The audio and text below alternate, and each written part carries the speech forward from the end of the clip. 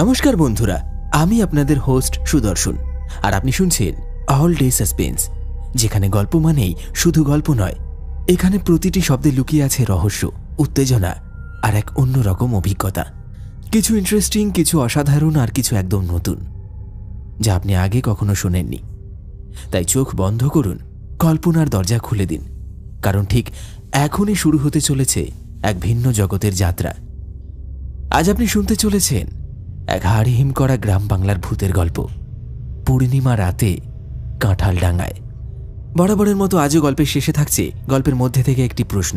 সেই প্রশ্নের সঠিক উত্তর আপনার সম্পূর্ণ নামের সঙ্গে কমেন্ট বক্সে লিখে জানাতে ভুলবেন না। আর আমাদের গত এপিসোডে যারা যারা সঠিক উত্তর লিখে কমেন্ট করেছিলেন, তাদের নাম আজকের গল্পের শেষে ঘোষণা করা হবে। তাহলে চলুন বেশি কথা না বাড়িয়ে শুরু করা যাক আজকের গল্প। কলমে থাকছি আমি সুদর্শন, গল্পের পোস্টারটি ডিজাইন করেছে চিত্রায়ন। শুরু হচ্ছে হাড় হিম করা গ্রাম বাংলার ভূতের গল্প, পূর্ণিমা রাতে কাঁঠালডাঙ্গায়।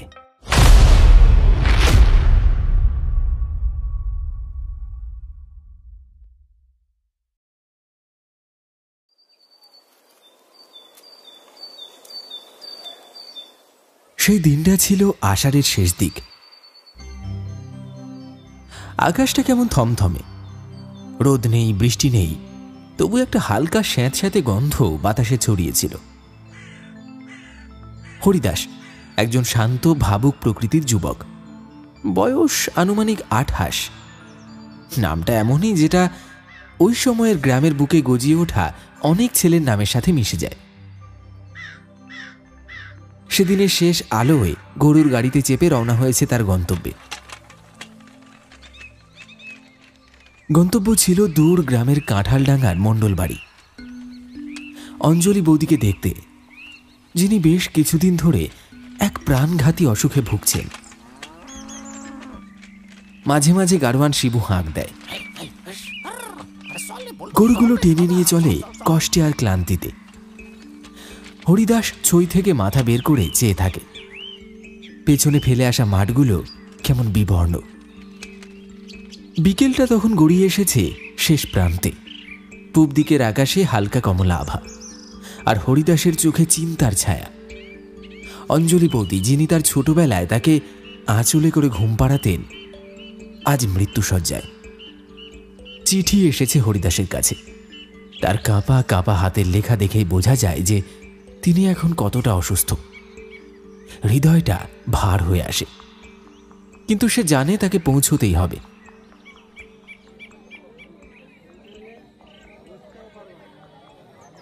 গরুর গাড়িটা এসে থামে মাঝপথে একটি নামজাদা হাটে, সিন্দুরিয়া হাট।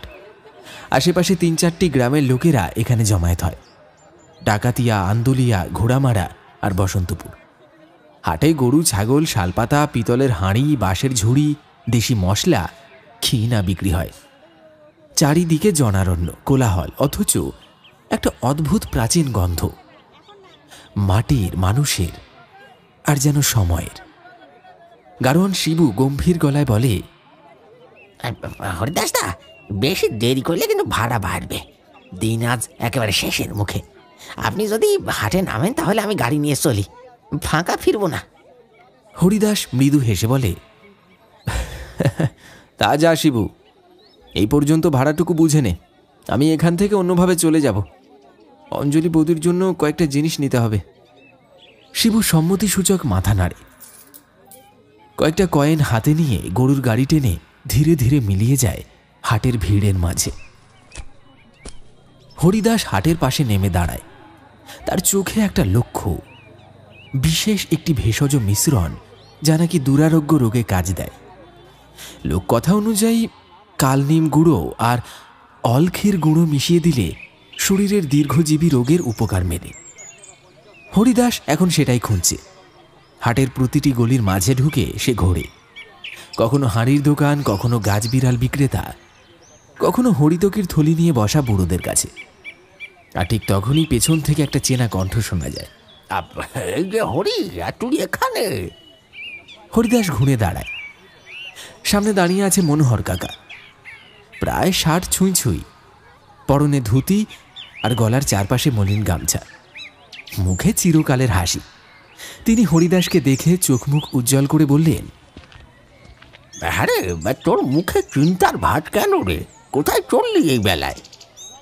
অঞ্জলি বৌদি অসুস্থ, শুনলাম দিনকাল ভালো যাচ্ছে না, তাই যাচ্ছি একবার দেখতে। কিছু জিনিস হাট থেকে নিয়ে যাব ভাবছিলাম। হ্যাঁ, ও তোকে ছোটবেলায় কেমন আগলে রাখতো বলতো? মনে আছে তোর মা মারা গেল তখন অঞ্জলি কিভাবে তোকে কাঁধে বয়ে নিয়ে ফিরল?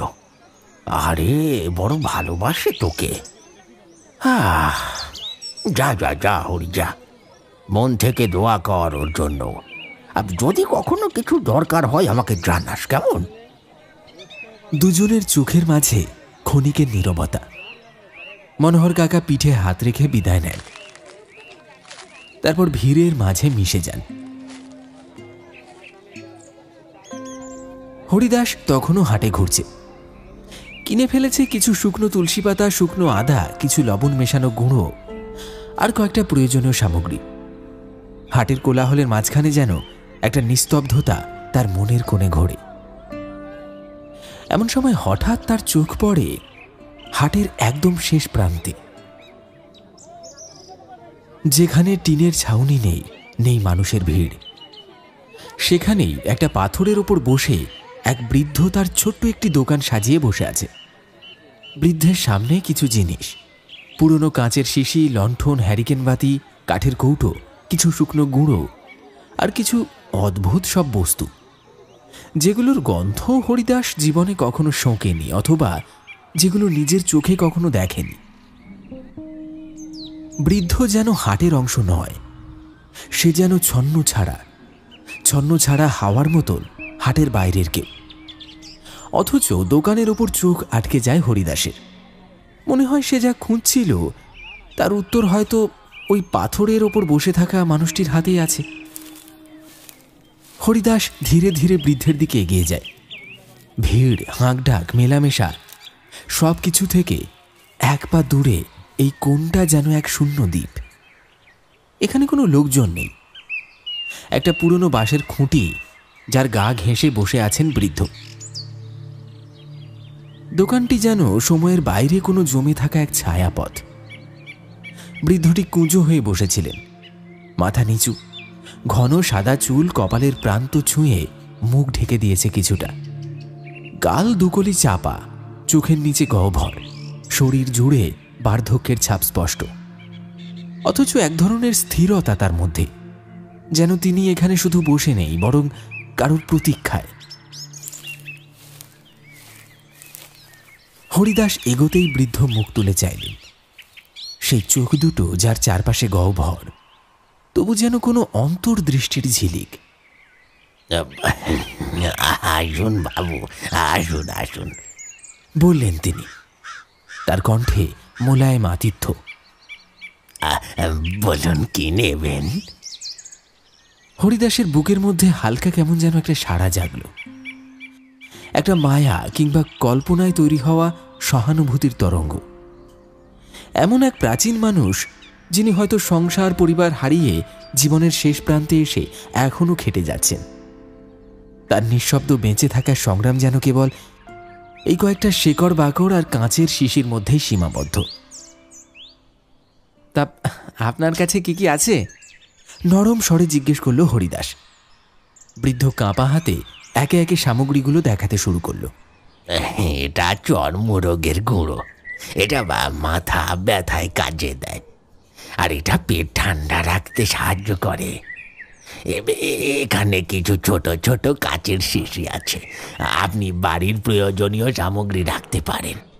এছাড়া কাঠের খেলনা, পুতুল, এই সবই আর কি বাবু, যার যা লাগে নিয়ে যায়। সবকিছু যেন শোনা, দেখা, ভুলে যাওয়া কোনো জিনিস। হরিদাসের প্রয়োজনের কিছুই নেই। সে ইতস্তত পায়ে দোকানটার আশেপাশে একটু ঘোরাফেরা করে। আর ঠিক তখনই তার চোখে পড়ে একটা পুরনো হ্যারিকেন, যেটা ওই প্রান্তে একটা বাঁশের খুঁটির পাশে একটা তারে টাঙানো আছে। লালচে হালকা জং ধরা, ধাতুর গায়ে কুয়াশার মতো ধুলো জমে আছে, কাঁচের আবরণে ছোপ ছোপ দাগ। মনে হচ্ছে যেন বহুদিন কেউ ছুঁয়েও দেখেনি তাকে। হরিদাসের মনে পড়ল, রাতের পথ তো এখনো অনেক বাকি। সন্ধ্যা নামছে, এমন এক অজপাড়া গায়ের পথে আলোর ব্যবস্থা জরুরি। সে বৃদ্ধের দিকে ফিরে জিজ্ঞেস করল, ওই হ্যারিকেনটা দেবেন? সঙ্গে রাখলে রাতে একটু কাজে আসবে। বৃদ্ধর চোখে এক মুহূর্তে একরকম দীপ্তি খেলে গেল। চোখগুলো যেন কেমন চিকচিক করে উঠল। গলাটা একটু গম্ভীর হল, মুখে স্থিরতা নেমে এলো। ওটা সাধারণ হ্যারিকেন নয় বাবু, ওটার একটা বিশেষ ক্ষমতা আছে, ধীরে ধীরে বললেন তিনি। হরিদাস একটু হেসে ফেলল। তা কিরকম বিশেষ ক্ষমতা শুনি? ওই হ্যারিকেন জ্বাললেই বুঝি রাজ্য আলোকিত হয়ে যায়? ওরকম ভাবে হাসবেন না বাবু। হ্যারিকেনটা বহু বছর ধরে আমার কাছে আছে। কেউ কখনো চায়নি, কেউ সাহসও করেনি, কিন্তু আপনার চোখে আমি আগ্রহ দেখলাম। এ কথা মাথায় রাখবেন, ওই হ্যারিকেনে আপনি আগুন জ্বালতে পারবেন না। কেন? চোখ কুঁচকে প্রশ্ন করল হরিদাস। হ্যারিকেনে আগুন জ্বালতে পারবো না মানে কি? ওটা ওটা নিজের ইচ্ছায় জ্বলে। কেবল তখনই জ্বলে যখন আশেপাশে কোনো মৃত কিছু থাকে, মানে প্রাণহীন কিছু। ওটা মৃত সত্তার উপস্থিতিতে আলো দেয়। হরিদাস একটু থমকে গেল, তারপর হো হো করে হেসে উঠল।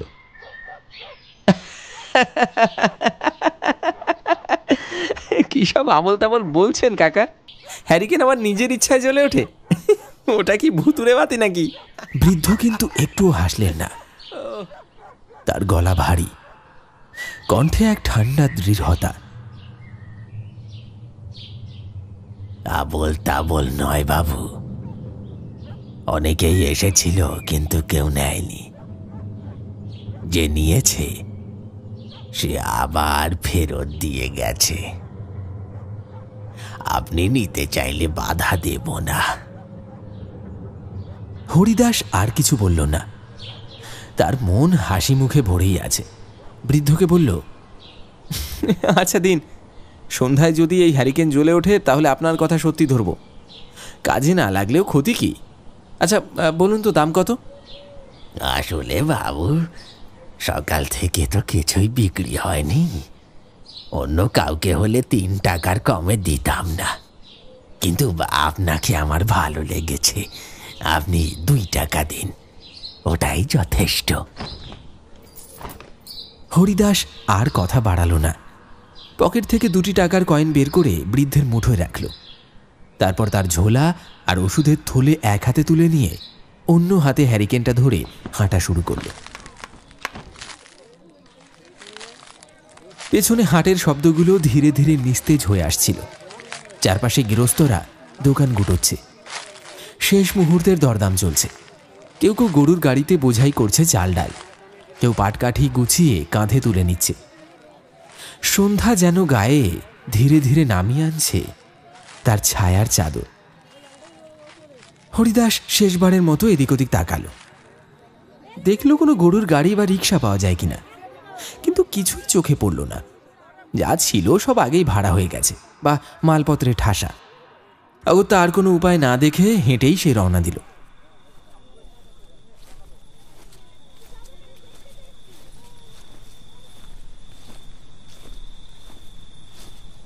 ওদিকে আলো নিভে আসছে, দূরে ঝোপঝাড়ে পাখিদের ডাক থেমে যাচ্ছে।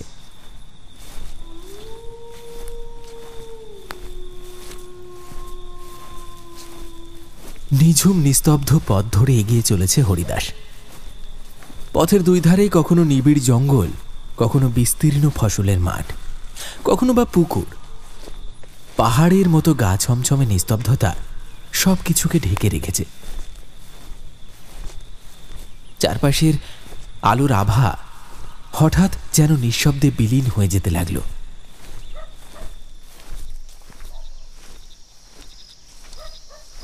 মিনিট 10 মধ্যে প্রকৃতির মুখে নেমে এলো এক অস্বাভাবিক ঘন অন্ধকার। আকাশ জোড়া মেঘ যেন ধীরে ধীরে চাঁদের আলোকে গিলে ফেলছে। মাঝে মাঝে জ্যোৎস্না চমকে উঠছে, আবার নিভে যাচ্ছে। হরিদাস তখন ইচ্ছে করেই হ্যারিকেনটা জ্বালায়নি। বৃদ্ধের বলা অদ্ভুত সাবধানবাণী তাকে কৌতূহলী করেছিল। তার মধ্যে একটা অদ্ভুত মজা খুঁজে পেয়েছিল সে। ভাবছিল পথে হেঁটে যেতে যেতে হ্যারিকেনটা জ্বালাবে। তারপর যদি সত্যি কিছু না ঘটে তবে মনের মধ্যে একটা বিজয়ের হাসি ফুটে উঠবে। সেই ভেবে সে তার ঝোলা ভর্তি পুঁটুলি আর হ্যারিকেন নিয়ে হাঁটছে। এমনই হাঁটতে হাঁটতে একটা তেঁতুল গাছের নিচে এসে দাঁড়ালো হরিদাস। মাঠের কিনারে দূরে ছায়ার মতো কয়েকজন মানুষকে দেখা গেল, হয়তো দিনের কাজ সেরে ঘরে ফিরছে। নিঃশব্দ সেই পথের পাশে হঠাৎ গাছে বসা একটা পেঁচা ডাক দিল। পুটুলি আর হ্যারিকেনটা হরিদাস মাটিতে নামিয়ে রাখল। তারপর পকেট থেকে একটা বিড়ি বার করে ঠোঁটে রাখল হরিদাস। আঙুলে দেশলাইয়ের বাক্সটা টেনে আনলো। তারপর ধীরে ধীরে কাঠিটা ঘষে আগুন জ্বালালো। হালকা একটা আলোয় তার মুখখানা ঝলসে উঠল। সে বিড়িটা জ্বালিয়ে গভীর একটা সুখ টান দিল। দুবার টান দিয়ে একটু সামনের দিকে এসে বসল। তারপর দ্বিতীয় দেশলাই কাঠিটা বের করে হ্যারিকেন জ্বালানোর চেষ্টা করল।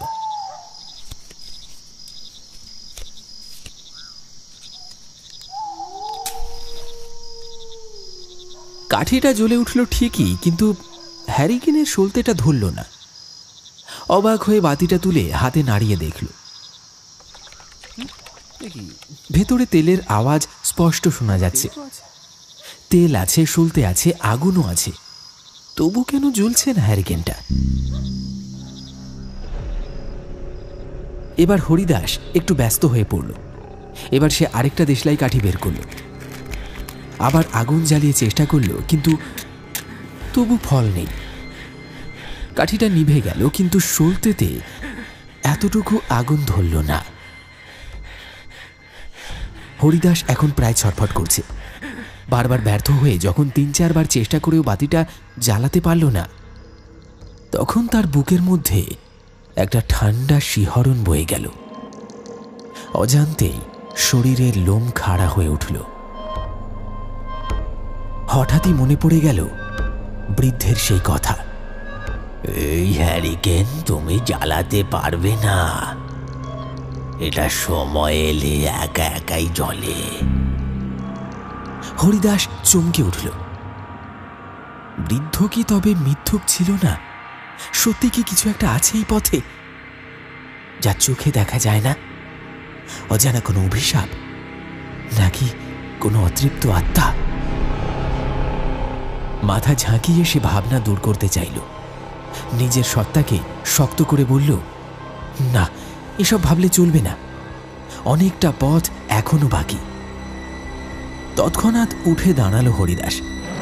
পুটুলি কাঁধে তুলে নিল আর হ্যারিকেনটা হাতে নিয়ে আবার পা বাড়ালো কাঁঠাল ডাঙ্গার দিকে।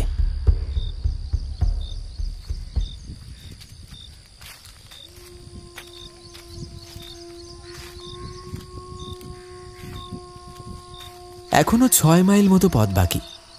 যদি পথে একটা গরুর গাড়ি কিংবা কোনো রিক্সা দেখা যায় তবে সুবিধা হতো, কিন্তু এই রাত্রে সে আশাও মিথ্যে মনে হচ্ছে। বিড়ির আগুনের সামান্য আলো তার আশেপাশে অল্পখানি আলো ফেলছে বটে, কিন্তু সেই আলোয় পথ দেখা যায় না।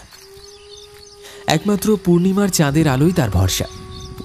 সেই আলো আবার মাঝে মধ্যে গাঢ় মেঘের আড়ালে লুকিয়ে পড়ে, আর তখনই পুরো চত্বরটা যেন শ্মশানের মতো নিস্তব্ধ আর ভয়ঙ্কর অন্ধকার হয়ে ওঠে। এই নিঃসঙ্গ হেঁটে চলার মাঝেই হরিদাসের মনে পড়ে গেল ছোটবেলার কথা। সে তখন ক্লাস 2-তে পড়ে।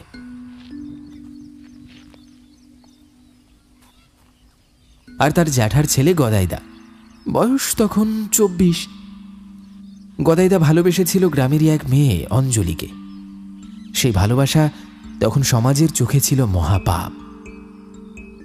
হরিদাসের জ্যাঠামশাই ছিলেন অত্যন্ত রাগী ও কড়া ধরনের মানুষ।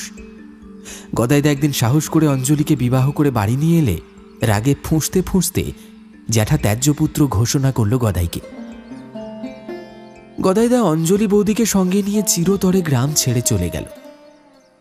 তারপর একদিন হরিদাস যখন স্কুলে যাচ্ছিল, গদাইদা লুকিয়ে তার সাথে দেখা করতে এসেছিল। হরিদাসের মা ছিলেন অত্যন্ত শান্ত, কোমল ও মানবিক মানুষ। তিনি গদাইদাকে ভীষণ ভালোবাসতেন। হরিদাসের মায়ের অনুমতি নিয়েই গদাই মাঝে মাঝে হরিদাসকে বসন্তপুরে নিয়ে যেত। গদাইদার ফাঁকা জমিতে তৈরি ছোট্ট ঘরটিতে ছিল নিখাত ভালোবাসার সংসার। আর সেই সংসারে রান্নাঘরে ছিল এক অনন্য স্নেহময়ী মুখ, অঞ্জলি বৌদি। হরিদাস আজও ভুলতে পারে না বসন্তপুরে গেলেই অঞ্জলি বৌদি কতটা আদর করত তাকে, একেবারে নিজের ছেলের মতো।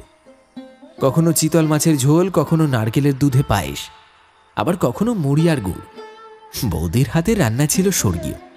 সবসময় বৌদি হাসি মুখে বলতো, এই যে হরিদাস, এসো খেতে বসো। সেই ডাক এখনো যেন বাতাসে ভেসে আসে। হরিদাস সেই পুরনো স্মৃতিগুলোর মধ্যে একরকম ডুবে যেতে যেতে অন্ধকার গ্রাম্য পথের ঘাস মারিয়ে এগিয়ে চলল। তার পায়ের শব্দ হারিয়ে যাচ্ছে নিশুতি রাতের নিঃশব্দতায়। আর সেই মুহূর্তে হরিদাসের চোখের সামনে যেন ভেসে উঠল এক অতীত ছায়াচিত্র। সেবার বন্যা হয়েছিল ভয়াবহ। আকাশ আর নদী যেন হাত মিলিয়ে পুরো কাঁঠালডাঙ্গাকে গিলে ফেলতে উঠেছিল চূড়ান্ত রশি। গদাইদা সেই সহজ সরল মাটির মানুষটা স্নিগ্ধা নামে তার প্রিয় গাভীটাকে জলমগ্ন গোয়ালঘর থেকে টেনে বের করতে গিয়ে নিজেই ডুবে গিয়েছিল নদীর ক্ষিপ্র স্রোতে। গাভী আর মানুষ দুজনেই হারিয়ে গিয়েছিল একসঙ্গে। যেন মৃত্যুও বুঝতে পেরেছিল ওরা একে অপরের থেকে আলাদা নয়।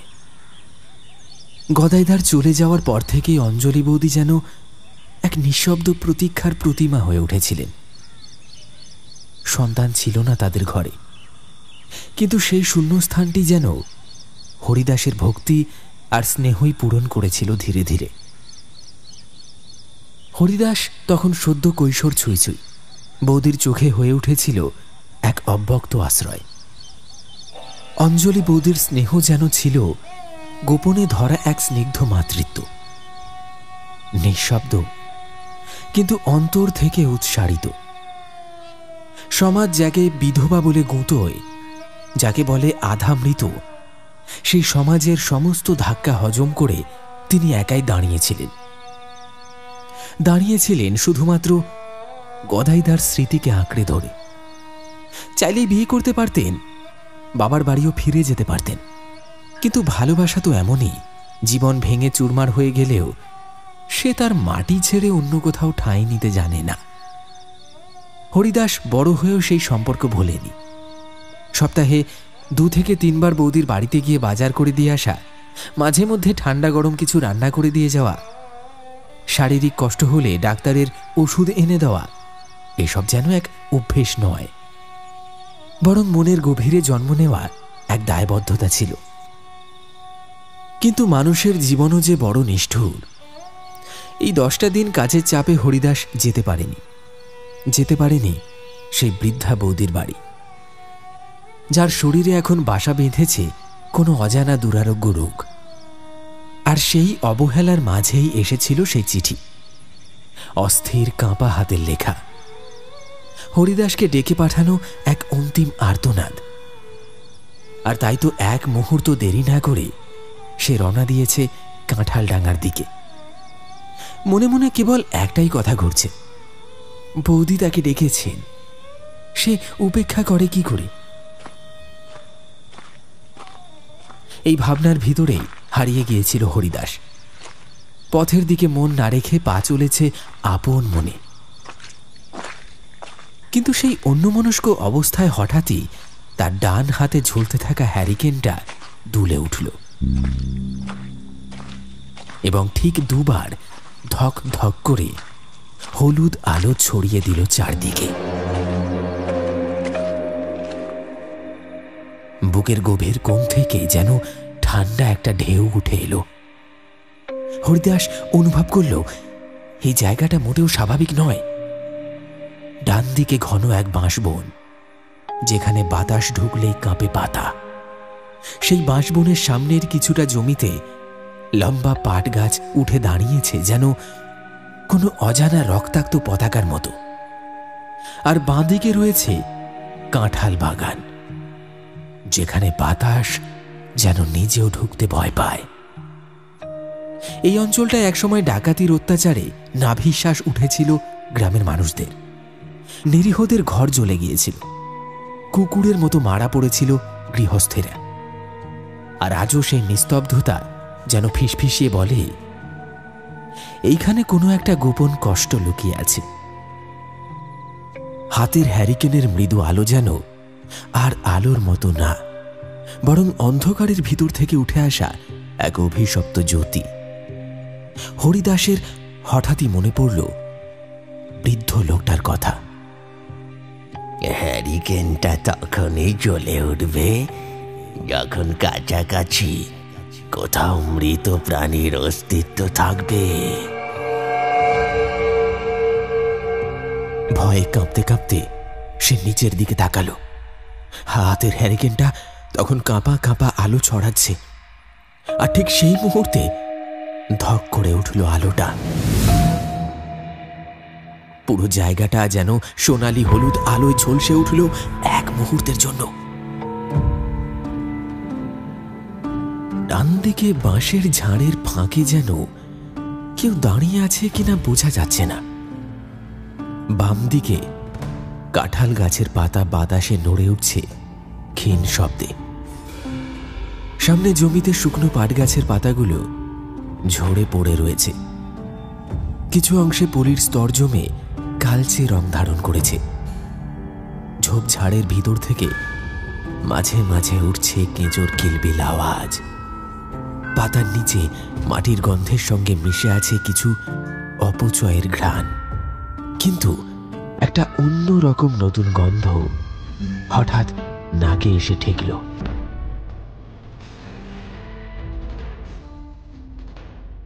সেই উৎকট পচা গন্ধ।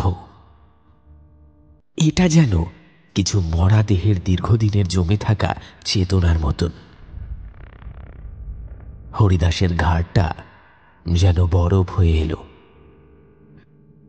ঠান্ডা হাওয়া হঠাৎ করেই প্রবাহিত হতে শুরু করলো তার জামার ভাঁজ দিয়ে। পিছন থেকে পেঁচার আর্তনাদ আর দূর থেকে শেয়ালের মৃদু ডাক, এইসব শব্দ যেন সময়কে আরো ঘনীভূত করে তুলছে, যেন কেউ নিঃশব্দে নিঃশ্বাস নিচ্ছে তার পেছনে। আর ঠিক তখনই ঘাসের ভেতর দিয়ে কিছু একটা সরে গেল।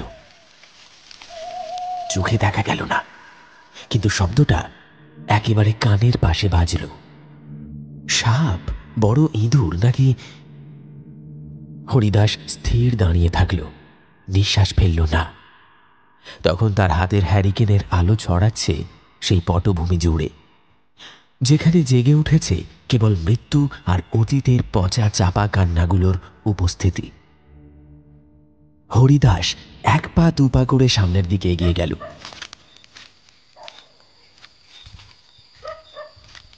তারপর যেন অজানা একটা টান বা আশঙ্কায় পিছিয়ে এলো দুপা। হ্যারিকেনটা তখন তার কাঁপা হাতে দুলছে। তার নিভু নিভু আলো মাঝে মাঝে ঝলকে উঠছে, আবার নিঃশব্দে মিয়ে যাচ্ছে, যেন বাতাসে কোনো অদৃশ্য ছায়া উড়ে বেড়াচ্ছে, যার স্পর্শে আলো কেঁপে ওঠে। হ্যারিকেনের আলো তখন এক অলৌকিক দ্যুতি হয়ে ছড়িয়ে পড়েছে আশেপাশে।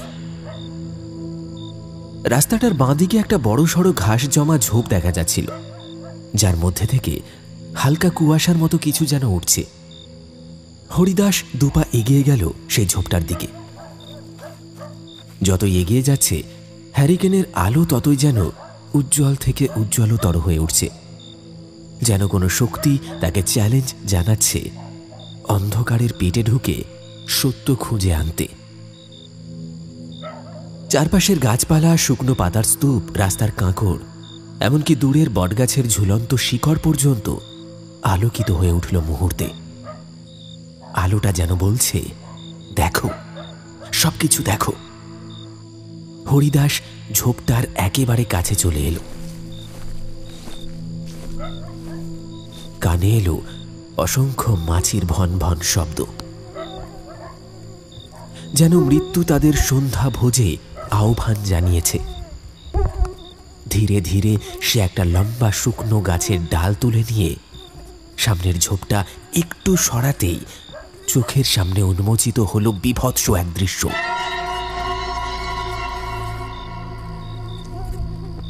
সেখানে ঝোপের গভীরে আধা গলা পচা একটা শেয়ালের মৃতদেহ, আর শরীরটা ফুলে উঠেছে। চোখের খোলা কোটরে কেবলই কালি আর পুঁজ। গলার নিচ থেকে যেন চামড়া গলে গিয়ে ভিতরের হাড় বেরিয়ে এসেছে। একটা পা উল্টে পড়ে আছে, আর সারা দেহ থেকে একরকম গা বমি আসা দুর্গন্ধ ছড়াচ্ছে। হরিদাস যেন কিছুতেই নিঃশ্বাস নিতে পারল না। পেটের ভেতরটা মোচড় দিতে লাগলো। মুখে হাত চাপা দিয়ে কোনো মতে পিছিয়ে এলো সে। তার শরীরের পশমগুলো দাঁড়িয়ে গেছে যেন। বুকের মধ্যে অজানা এক আতঙ্ক ক্রমাগত বাড়তে লাগলো। এটা কোনো সাধারণ বিষয় নয়। সে স্পষ্ট বুঝতে পারল, বৃদ্ধ ভদ্রলোক এক বিন্দুও মিথ্যে বলেননি। হ্যারিকেনটা ঠিক সত্যি মৃত প্রাণীর সন্নিকটে এলেই অস্বাভাবিকভাবে জ্বলে ওঠে, এবং যত কাছাকাছি যাওয়া যায় তার দীপ্তি তত বেশি, যেন তত জীবন্ত। এর পেছনে কি বিজ্ঞান আছে, নাকি কোনো ব্যাখ্যা? কে জানে। হরিদাস জানত এই অভিজ্ঞতা যুক্তি দিয়ে বিচার করা যায় না। এর মধ্যে লুকিয়ে আছে এমন কিছু যার উপস্থিতি মানুষ ছুঁতে পারে না, কেবল অনুভব করতে পারে।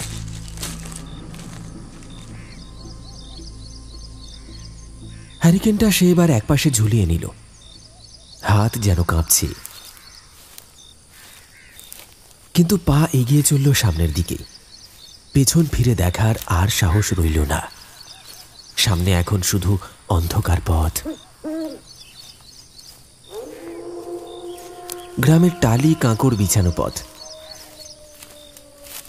কিছুটা চলতেই আবার নিভে গেল হ্যারিকেনের আলো।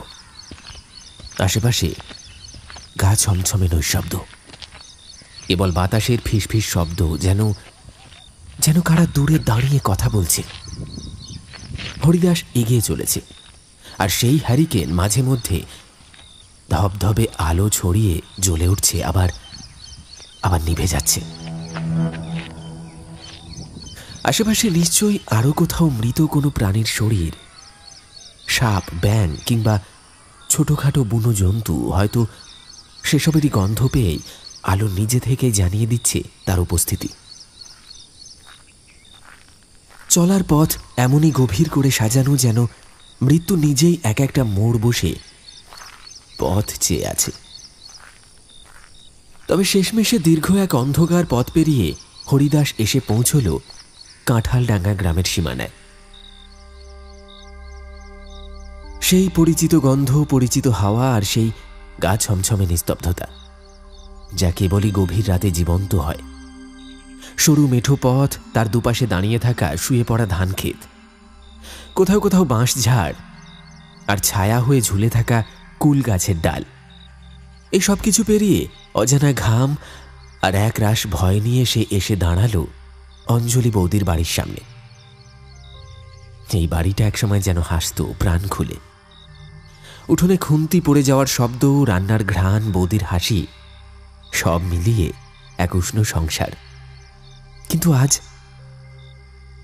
সেই বাড়িটা যেন মৃত্যুর মতো দাঁড়িয়ে আছে, নির্জীব, নিঃসার। তুলসীতলায় প্রদীপটাও জ্বলে না এখন। অন্ধকারের মধ্যে দাঁড়িয়ে থাকা বাড়িটা যেন একটা ফাঁকা খোলস।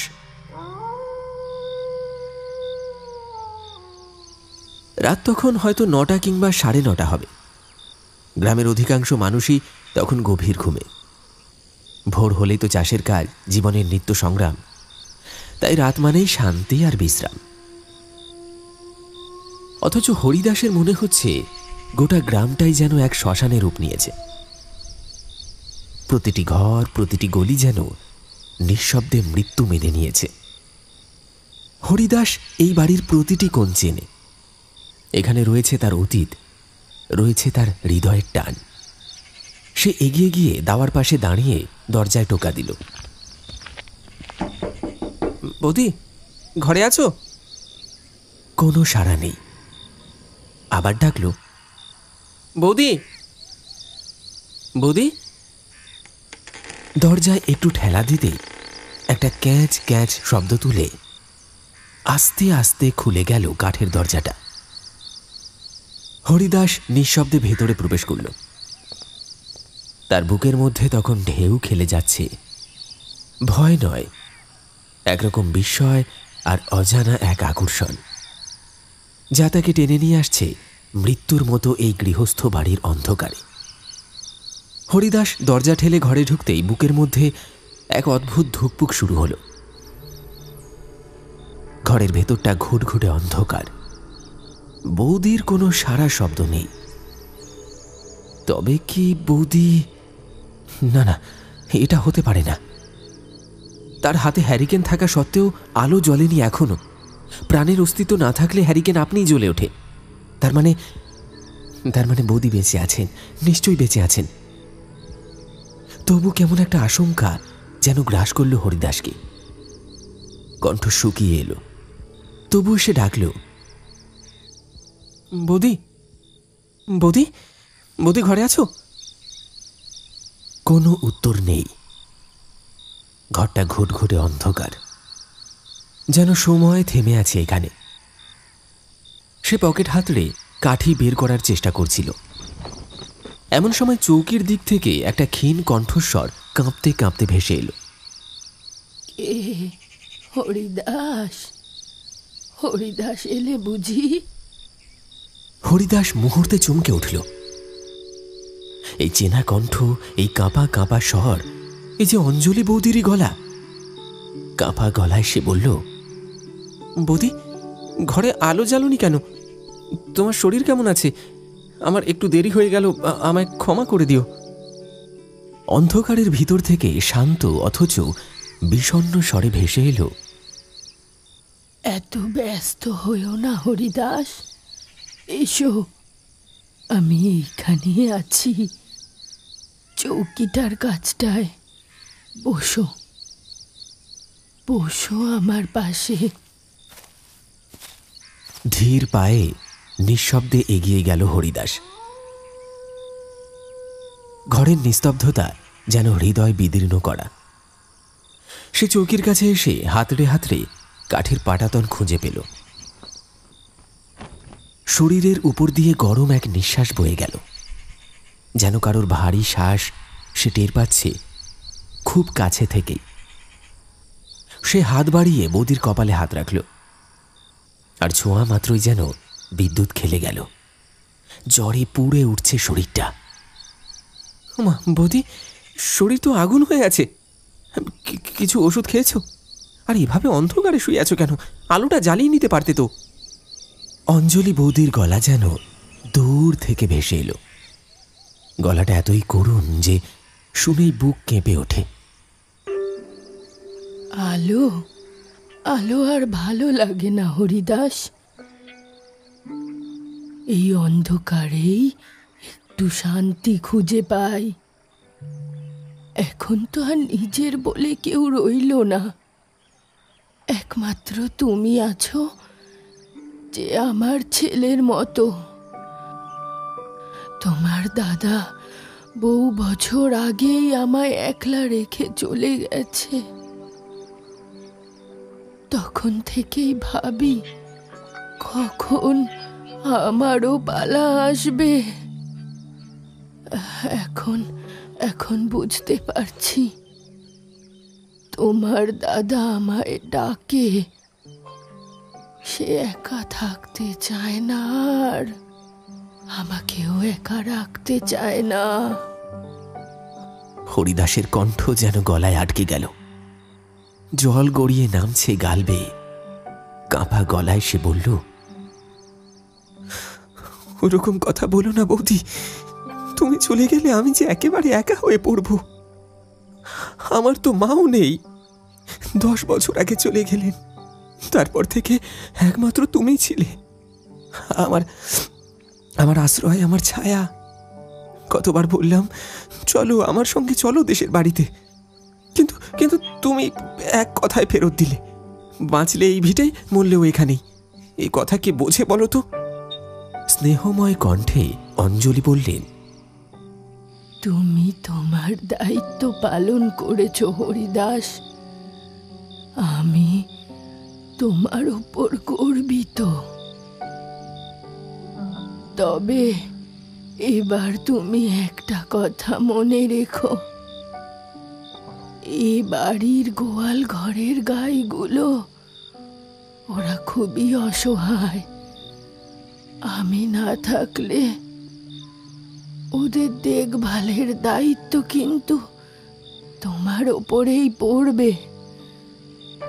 জানি তুমি আছো, তুমি ওদের ফেলে দেবে না। এই কথা শুনে হরিদাসের মনে পড়ে গেল কি নিখাদ ভালোবাসা ছিল বৌদির প্রাণীগুলোর প্রতি। যখন গরুটাকে বাঁচাতে গিয়ে তার স্বামী প্রাণ হারালো, তখন বৌদি একবারও গরুটাকে দোষ দেয়নি। বলেছিল, ও তো প্রাণী, ও তো বোঝে না। এ যে বিধির লেখা। চোখের কোণে জমা জল মুছতে মুছতে হরিদাস বলল, না বৌদি, আমি কিছুতেই মানতে পারছি না। এভাবে চলে যেতে পারো না। তোমার গা পুড়ে যাচ্ছে জ্বরে। এক্ষুনি চলো, আমি তোমায় কবিরাজের কাছে নিয়ে যাব, এক্ষুনি।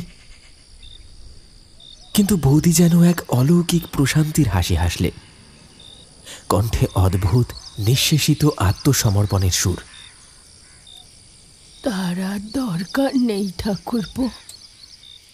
তোমার দাদা যখন মারা গেল, আমি ছিলাম না ওর পাশে, অথচ ওর সবচেয়ে কাছের মানুষ ছিলাম আমি। আজ আমার মৃত্যুর সময় তুমি আমার সামনে আছো, আমার চোখের সামনে। আমার প্রাণের ঠাকুরপো, এইবার আমি নিশ্চিন্তে যেতে পারি। এই বলে বৌদি হরিদাসের হাত দুটো নিজের হাতে নিয়ে চেপে ধরলেন। চোখ বেয়ে গড়িয়ে পড়ল 2 ফোঁটা জল। একটি অঞ্জলির, একটি হরিদাসের। ঘরের নিস্তব্ধতার ভিতরেও যেন কাঁদছিল সময় নিজেও। হ্যারিকেনের ম্লান আলোয় কেঁপে কেঁপে উঠছিল হরিদাসের মুখ। মা মারা যাবার পর বহুকাল পরে কোনো আপন মানুষের পাশে বসে এত দীর্ঘক্ষণ কথা বলতে পেরে তার বুক যেন হালকা লাগছিল। কিন্তু সেই আলাপচারিতার মোহজাল ছিঁড়ে হঠাৎ যেন তার কণ্ঠ নরম হয়ে আসে। জানো তো বৌদি, গদাইদা যখন তোমায় নিয়ে চলে এলেন, তখন মাস কয়েক জ্যাঠার মুখ ভার ছিল। তবে জানো, মাঝে মাঝে জেঠিমাকে জ্যাঠার ঘর থেকে বেরিয়ে এসে চুপি চুপি বলতে শুনেছি তোমাদের কথা। উনি নাকি বলেন ওটা কত কষ্টে আছে কে জানে, কিন্তু কেউ মুখ ফুটে বলতে পারতো না কিছু। কিসের যেন একটা অহংবোধ, ঠিক যেন বুকের মধ্যে পাথর বেঁধে রাখা। যদি সেই পাথরটা খুলে ফেলতে পারতেন জ্যাঠামশাই, হয়তো একদিন ডাক দিয়ে বলতেন, ফিরে আসিস বাবা গদাই। হরিদাস থামে। ঘরের বাতাস ভারী হয়ে আসে। তার গলা যেন খানিক জড়ানো, চোখ দুটো যেন অতীতের গহ্বরে ঢুকে যাচ্ছে। গদাইদাকে ওনারা ত্যায্যপুত্র করে তাড়িয়ে দিয়েছিল ঠিকই, কিন্তু জানো বৌদি, জ্যাঠা জেঠিমা এমনকি আমার মা বাবাও গদাইদাকে খুব ভালোবাসতেন। সেই মৃত্যুর খবরটা যখন এলো, একেবারে চুপ হয়ে গিয়েছিলেন সকলে। বুকের ভেতর যেন কেউ একটা পাথর ফেলে রেখে গেছিল। তবু জ্যাঠার রাগ, সেই ঠান্ডা মগজের জেদ, কেউ আসতে পারল না দেখতে, খবর নিতে পারল না। ওপরে ওপরে কঠিন মনে হলেও ভিতরটা ছিল নরম, অনেকটাই নরম। এক মুহূর্তের নীরবতা নেমে আসে। হ্যারিকেনের আলোয় হরিদাসের মুখে এক অদ্ভুত আবছা ছায়া। সে আবার মুখ তোলে। বৌদি, তুমি কিছু বলছো না কেন? কোনো সাড়া নেই। বৌদি। আবার নীরবতা। এই যে বৌদি, শুনছো তো? বৌদি, বৌদি শুনতে পাচ্ছ? বৌদি। আরো একবার ডাক দিতেই বৌদি, হঠাৎ করে হ্যারিকেনটা দপ করে জ্বলে ওঠে। যেন কারণ নিঃশব্দ কান্না ধরা পড়ে গেল বাতির আলোয়। সেই আলোয় স্পষ্ট দেখা গেল চৌকির উপর শুয়ে আছেন অঞ্জলি বৌদি, প্রাণহীন, নিথর, চোখ দুটি অর্ধেক বন্ধ, ঠোঁটে এক ম্লান হাসির রেখা। যেন এক অপূর্ণ মাফ চাওয়ার গল্প মুখে নিয়ে চিরনিদ্রায় ডুবে গেছে। শরীরটাকে ভেঙে দিয়েছে দীর্ঘ রোগভোগ, হাড়গোড়ের খাঁচার মতো হয়ে গেছে। হরিদাস চোখ বড় বড় করে তাকিয়ে থাকে, তারপর বৌদির পায়ের কাছে বসে পড়ে। বৌদি, বৌদি গো, এতক্ষণ কথা শুনলে আর একটাও কথা বললে না। সে কান্নায় ভেঙে পড়ে। হ্যারিকেনের আলোয় অঞ্জলি বৌদির মুখ যেন আরো মায়াময় হয়ে ওঠে। মৃত্যুর মধ্যেও এক আশ্চর্য শান্তি।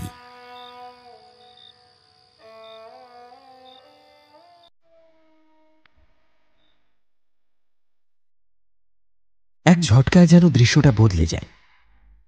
সেই দৃশ্যটা, হ্যাঁ, এতক্ষণ যেটা চলছিল, এটা আসলে স্মৃতির ক্যানভাসে আঁকা একটা দীর্ঘ চিত্র।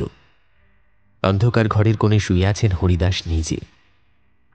এখন বয়স 85, নিঃসঙ্গ, রোগে ভোগা, ধুঁকতে ধুঁকতে সময়ের শেষ প্রান্তে দাঁড়িয়েছে।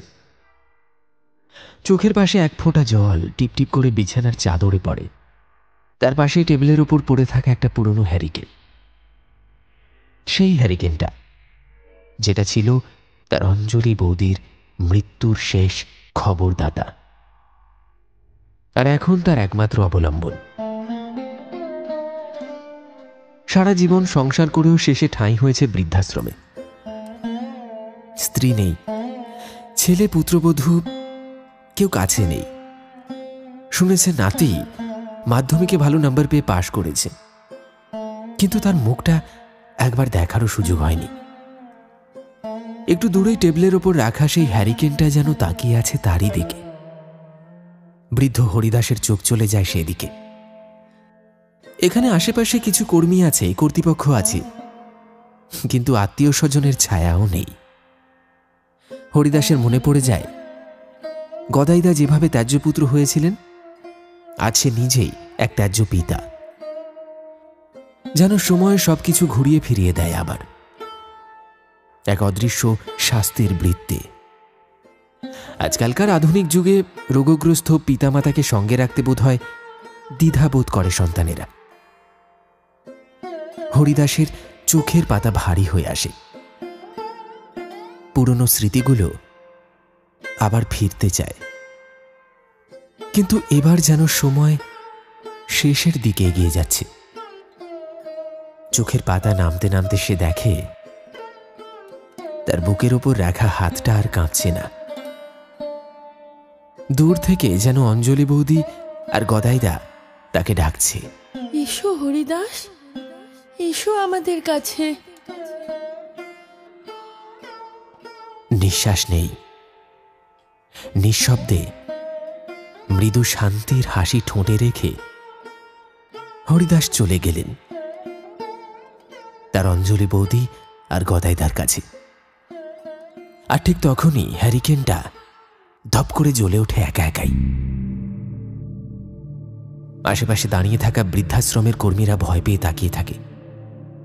এতদিন যে মানুষটাকে পাগল ভেবেছিল, যে বলতো এই হ্যারিকেনটা নাকি সঠিক সময়ে এলে জ্বলে, এর ভেতরে আছে অতীত স্মৃতি আর আত্মার আলো, আর আজ সত্যি তার মৃত্যুর সঙ্গে সঙ্গে সেই হ্যারিকেনটা আপন মনে জ্বলে উঠল।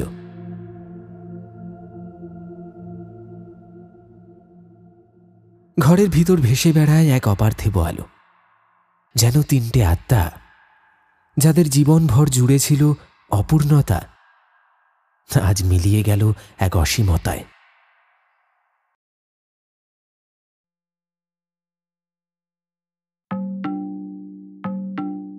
শুনলেন পূর্ণিমা রাতে কাঁঠালডাঙায়।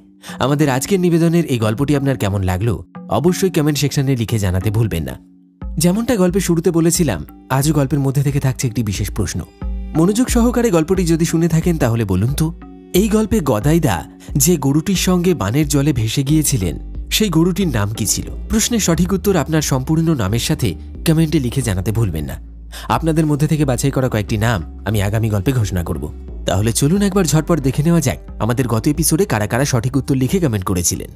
আমাদের গত এপিসোডে কমেন্ট করেছিলেন তন্ময়, বিট্টু মোল্লা, মৌসুমী মান্না, অনিক মান্না, হেমন্ত মণ্ডল, সার্থক মণ্ডল, অর্পিতা, সুমিত ভৌমিক, স্মিতা ভৌমিক, অর্পিতা কর্মকার, মিন্টু মণ্ডল, মিঠুন, সোনু নস্কর, কৌশিক সাদির, শুভঙ্কর ঘড়ুই, শুভ মালিক, উত্তম মণ্ডল, পলাশ, মোহাম্মদ মসিরুদ্দিন রহমান, মুন্না রুই দাস, অমিত, চন্দ্রা, শুভঙ্কর দাস, হাসানুর শেখ, সবুজ, অনু, পিঙ্কু, শঙ্কর মণ্ডল, বিশ্বজিৎ সিং, সৌমেন দে, গণেশ দাস, মিঠু দাস, রিয়া দাস, সুমিত সামন্ত, কারিবুল ইসলাম, চন্দন দাস, প্রতিমা দাস এবং সাথী মণ্ডল দে।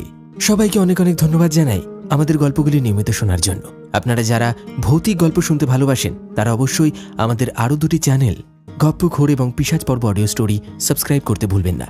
তাহলে চলুন আবার দেখা হচ্ছে আরেকটি টানটান উত্তেজনায় পরিপূর্ণ রোমাঞ্চকর ভূতের গল্পের সাথে আগামী এপিসোডে।